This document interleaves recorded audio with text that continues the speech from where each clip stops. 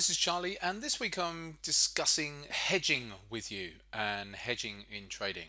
So I use hedging on mostly on my swing trades on a fairly regular basis. As like with all sorts of strategies you use, you go through rich seams where you seem to be using it a lot, and then you go through periods where you're not. But probably 30% of my swing trades, then I will be putting hedges on. And so what we're going to do is just run through the different types of hedge that you can use. I'm not going to go into massive detail, but I'm going to give you certainly some food for thought here as regards to why hedge. Now, a lot of people say, well, why bother hedging? So let me actually give you an example of hedging anyway. Market's going up. It hits maybe a resistance area up here, and rather than banking profit, because you might be thinking it might ultimately want to go to another resistance zone, you put a hedge in. So you put a hedge in up here, the market pulls back, and then eventually breaks out higher again and goes to your target. Now, the reason I've done this diagram is to say, well, why not, if that's the case, just close your profit out up here. So take profit here, wait for the pullback, and then buy in again. Now that's lovely in theory, but in reality that's a lot. It's not always that easy, because you might bank your profit, it might just pull back a little bit but doesn't pull back to the level that you want it to, and so you miss out on getting in, or it's a bit of a thrusting pullback, some bigger bars as it pulls back, and you sort of think, oh, maybe I won't buy in, and then it gradually works its way back up again, and you miss out again. So I'm sure you've all had that intention before, where you thought, oh, I'm going to bank profits here. You think you're going to get clever. We've all done it. I'll buy on the next pullback, and then you don't get that opportunity. So that's one reason why, if you hedge and it comes back, you can then get to a position where your hedge is at break even, or maybe even release the hedge and be really cheeky and bank a profit. But bear in mind, hedging should be seen as an insurance policy for most of the time, not necessarily to make profit out of. It's more just insurance. But anyway, sometimes that can happen. It comes back, you release the hedge down here, and then your original long starts going up again, and then you've made the money on the hedge and you're still in your long. But a lot of the time, you'll just move the stop down to, let's say, break even on the hedge, and then if it does come up and then break out, then you get stopped out on the hedge. But what that hedge has done is it's insurance. What happens if the market doesn't go back up higher and it just carries on rolling over? Well, at that point, you've effectively locked in all of your gains from your long, because you've hedged up there, which means that all your gains are long, all of your long gains are locked in, because as it starts coming back down, then you're making money. Although you're giving back your profits on the long, you're making the equal amount on the short on the hedge. So if you're completely wrong and it's hit this resistance and it completely rolls over, then again you have locked in those gains. So when do we use hedges? We can use hedges when we're in a good profit. So the market's been going up for us, and we've hit a key resistance zone, a resistance zone where you would expect the market to react to. So that might be a reason to look to a hedge in a situation like that. Another situation is when you're in a profit. Again, you've had a good run up. It's not reached your overall target as yet, but all of a sudden a nasty divergence has crept in the market, and you're seeing a technical divergence, and so you opt to put a hedge in there as well. So that's another reason why we can say, well, we've got a divergence here. Now, one thing you can do is just ride it out and just sort of say, okay, well, if it's going to pull back against me, I have to accept that the market's going to breathe in and out. You can't just hedge all of the time. But sometimes, if you're in a good profit at that point, and you think, okay, we've got a hedge here, we're into a resistance area. It's not my overall target, but I have to accept that. What if it did want to completely roll over? Right, okay, we've got resistance, or we've got divergence, or both.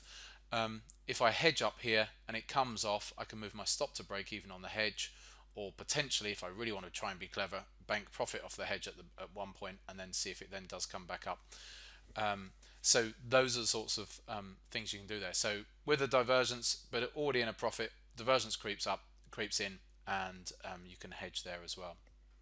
Another way you can hedge is by trading different markets in different markets. So, for example, you could be it's not a great example actually at the moment. I'm just about to give you an example, but I've done hedges in this year whereby I've been long, let's say, euro dollar. But the euro and, for example, gold have been at times, fairly positively correlated. So then I might have also been short gold. Um, so I've short gold, long euro. So if the euro goes up, I might get stopped out on my gold, but then the euro carries on going up, making me money, and vice versa. So if my short gold starts making me money and I'm wrong on the euro, then I get stopped out on the euro, and hopefully I make more money on the gold. Again, that's not something that I do all of the time, but I'm just giving you examples here of different types of hedging. And the reason that I would do this in the first place, if I was going to be long euro and short gold, was that would only be at certain times if I've got a specific setup whereby the markets could go either way, in that the euro could go up and gold is setting up and it's got a potential setup to short it. So I have to have a technical reason to say, blimey, I've got a long setup on the euro and I've got a short setup on gold.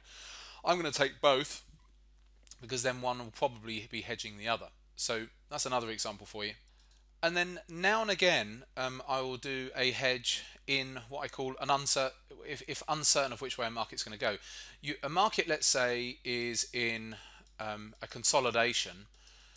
So, and it's, you might have got short, but then it's done a little turn, and it's now setting up and looking like it might want to go long. So I could be both short and long, and then what I'll do is whichever way it breaks, then I'll if it breaks to the upside, then I'll cut the short, and then I'm in the long sort of thing, and vice versa. So that is not that common, but there are instances whereby I will want to be both long and short at the same time in the same market.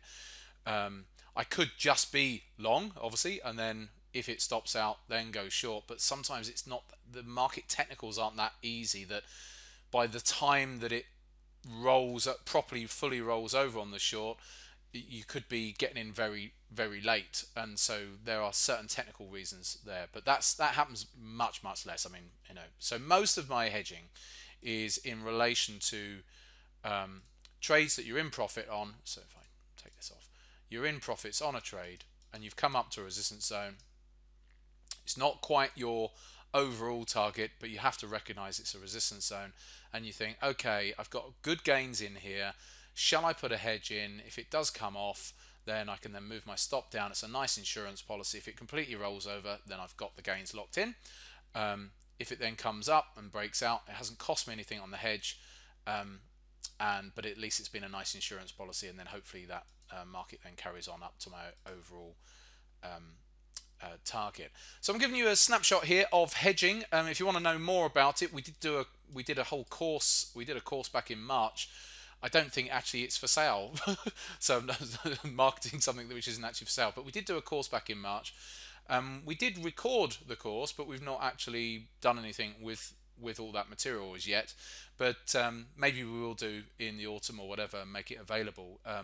And that course, I think I did spend like a whole half day at least just on hedging and going through specific examples, or on all the hedging techniques that I use. So maybe we'll make that available. I know it's not at the moment, but someone asked me on social media last week about hedging. So there you go. There's some food for thought on hedging.